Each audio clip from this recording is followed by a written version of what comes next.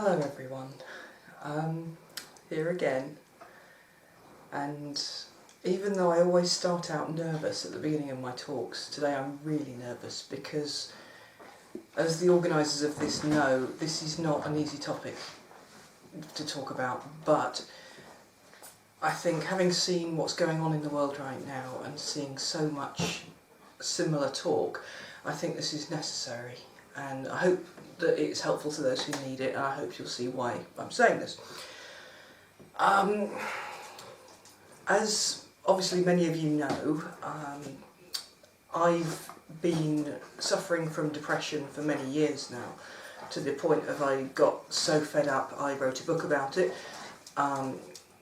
in the sense of if I can't do anything else with it, then I can at least turn it into something good.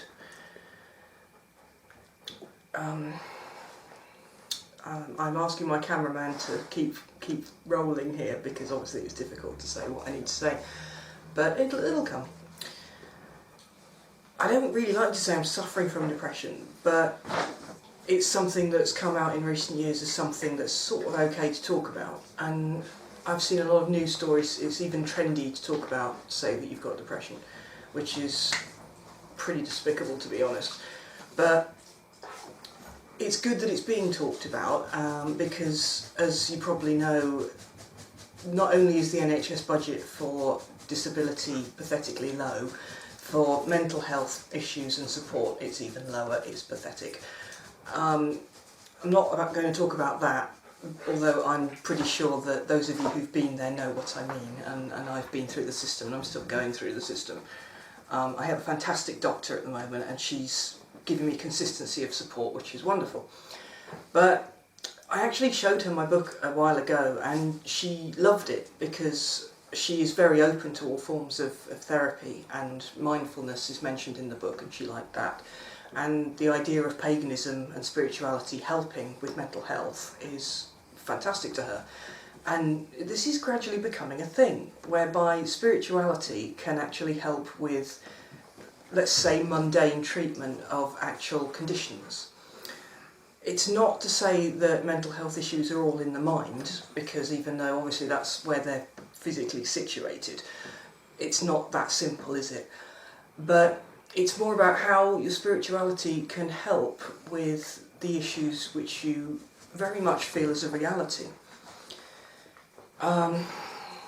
One of the things I've had to come to terms with is how mental health isn't just the feeling of good or bad, it's very much got physiological symptoms as well.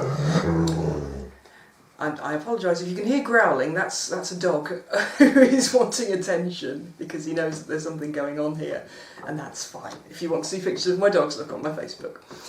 But it's good to have two guardians around keeping an eye on things, and even though there's a weird tripod in front of me, they're now sitting under it and keeping an eye on things.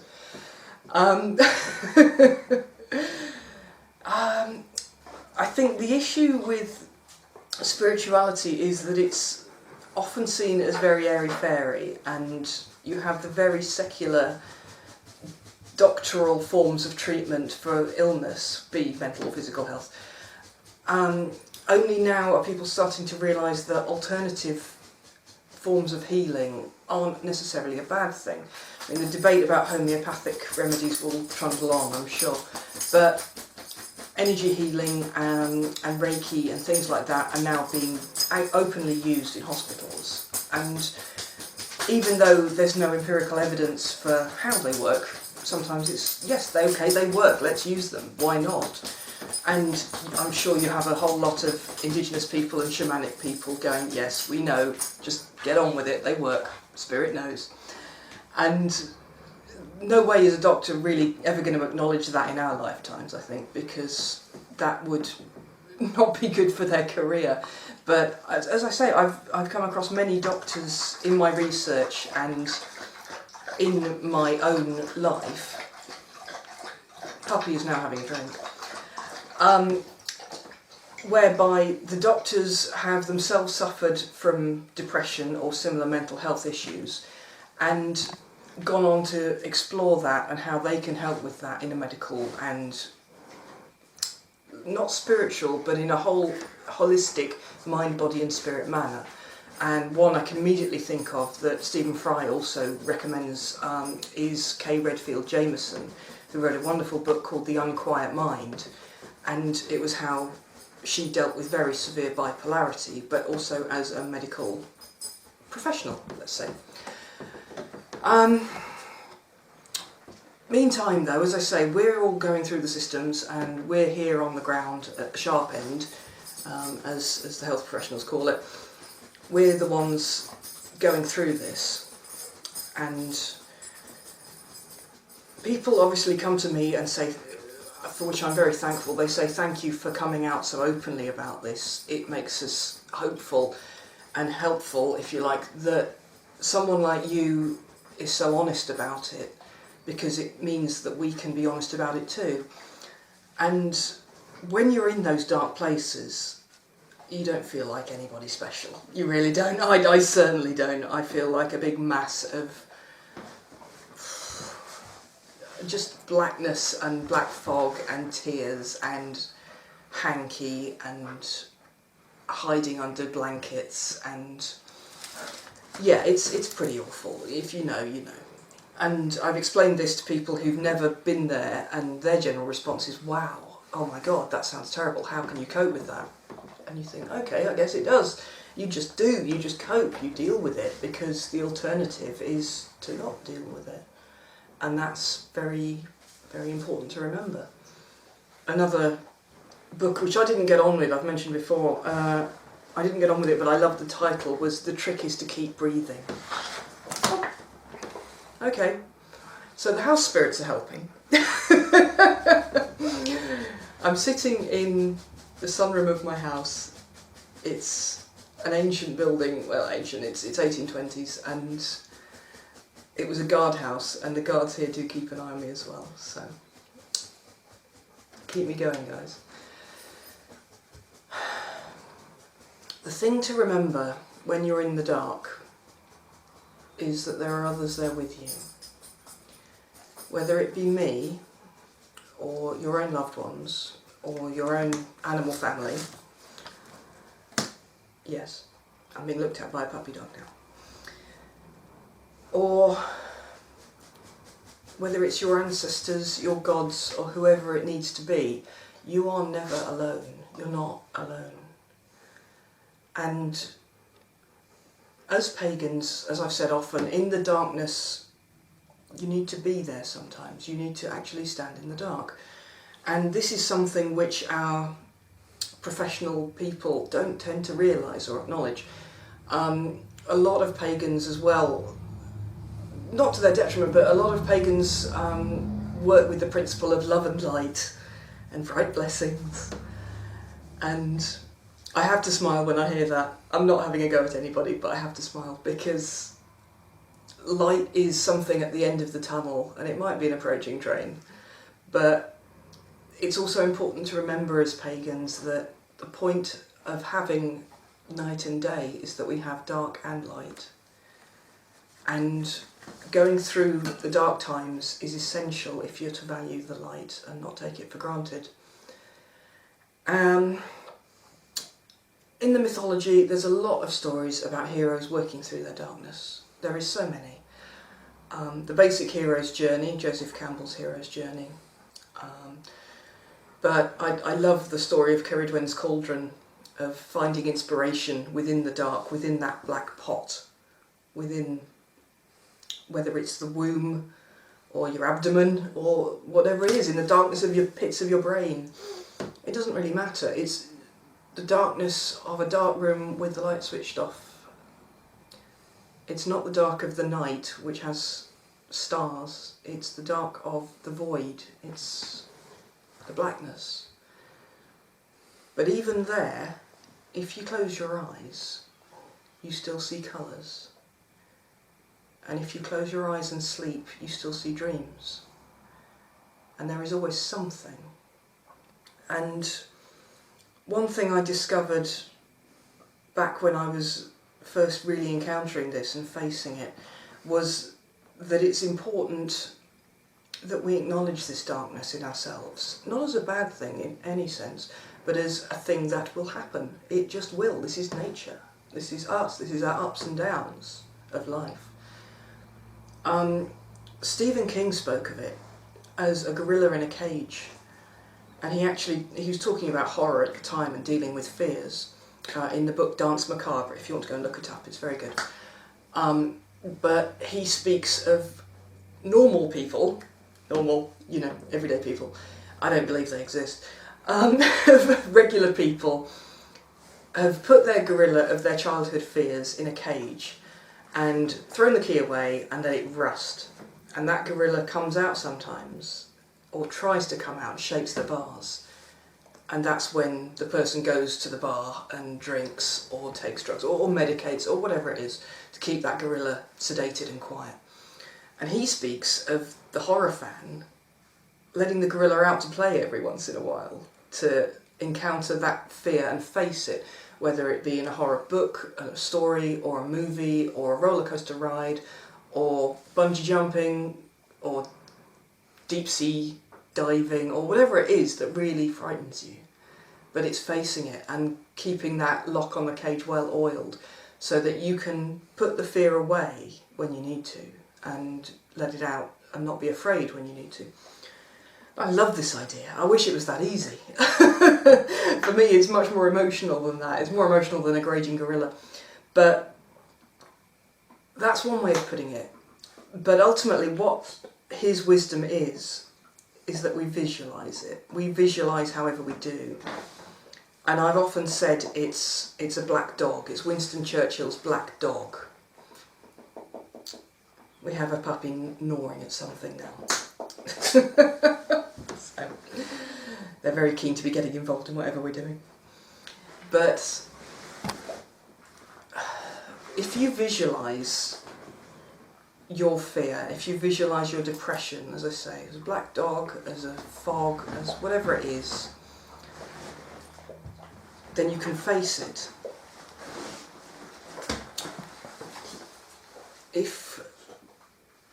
As I've seen recently, some people turn it into a complete ritual. I've done it in the past. It's not so much like a birth, death or marriage ritual, as in a big thing with all your friends. It's a quiet ritual. Someone else that you trust in a space, which you can set however you want. You can set this space by casting circle. You can sit outside and just imagine it. You can do it with all the bells and whistles of candles and incense and everything. It's whatever works. But as with any ritual, you set your intention. I'm going to face this darkness. I'm going to turn around and face what is to be faced. Whether you're facing it in a sort of visualisation sense of a person, whether you're looking into a mirror, whatever it is, if you're lighting a candle in the dark, you are setting the intention to face what's inside you and face it down. Or some people I've heard, they face it down, or they can dance with it, or they can sit with it like a lost child, perhaps, if they've been abused in any way.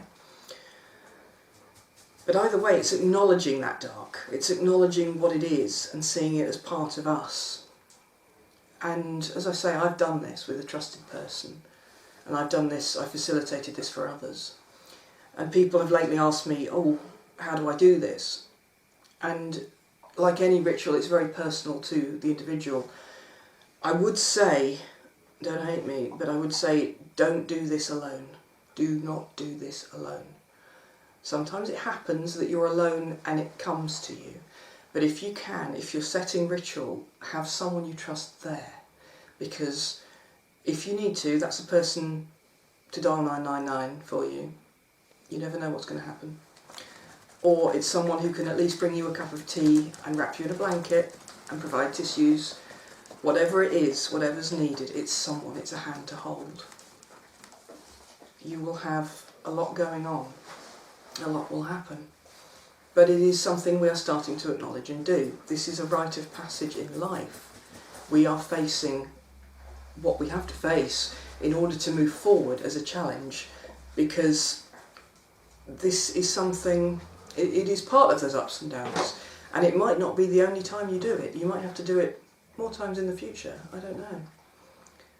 But it's you saying, right, I'm ready now, I'm ready to do this, because I'm ready to get on with my life, and I am sick and tired, I am full up of all of the crap which this brings. I'm fed up of the strong emotion, I'm fed up of the weeping, I'm fed up of the tension, I'm fed up of the anxiety, I'm fed up of how it cripples me. You've got to be so sick of it and so I've had enough. You're not banishing this thing, but you are ready to face it and go, look, why are you doing this to me? What are you doing? And then hear what it has to say and see where this is coming from. And I'm sure with some of us it comes from a place where we've developed self-hate because of things we've been told, and Lord knows I've been told them. It's that depression voice, isn't it? I can feel myself smiling but my eyes aren't.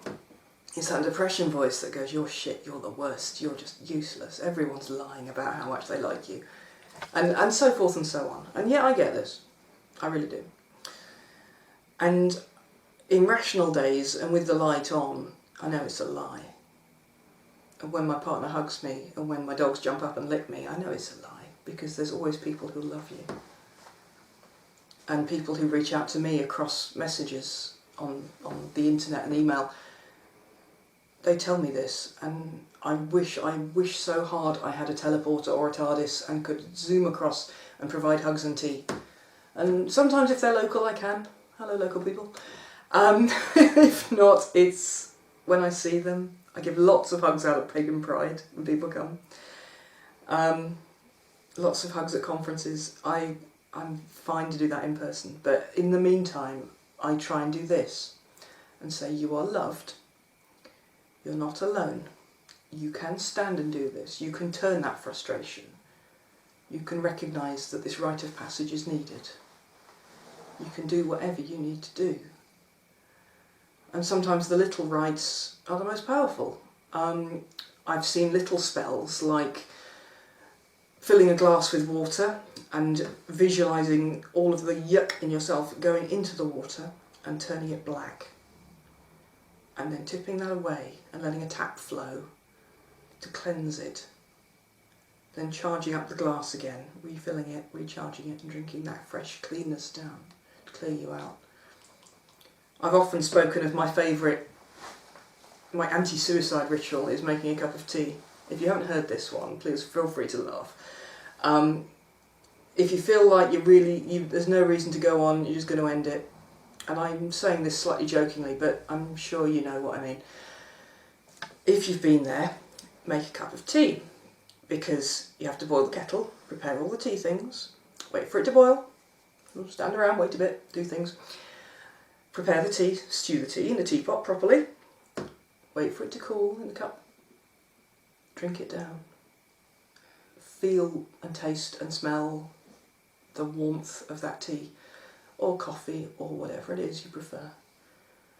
And during that time, you've given time for yourself to breathe and for the mood to pass. And that's the tea ritual. Obviously there is many tea rituals for many purposes, but that's the one that's helped me the most. And as I say, there's big life-changing rituals to sort this, but there are little ones as well. Sometimes it's as simple as having a bath. Find a lovely bath bomb of a certain brand. You know what I mean, it's Lush. Find a nice bath bomb from Lush or Bimble or whoever. Something natural, something that smells good and turns the water an interesting colour. Glitter optional. Bath in it. Just don't take anything else, just bath. It's the ritual bath. And then you step out in a nice fluffy towel, pat yourself down. No one intrudes on that time. If you've got kids or if you've got demanding people, say, no, I'm going in to have a bath. I'm going to be however long, just give me my time. And you find that space. And cleanse yourself. If you've got a shower, stand under the running water. Again, something that smells good, wash yourself. Let it get rid of the dark. It's still inside, but you're transforming it. You're taking that emotion, you're working with it with the waters. There's so many different ways. And I've been thinking lately of putting them together. I'm sure other people have. But putting together ideas, like a little spell book, little ideas, but we'll see if it happens or not.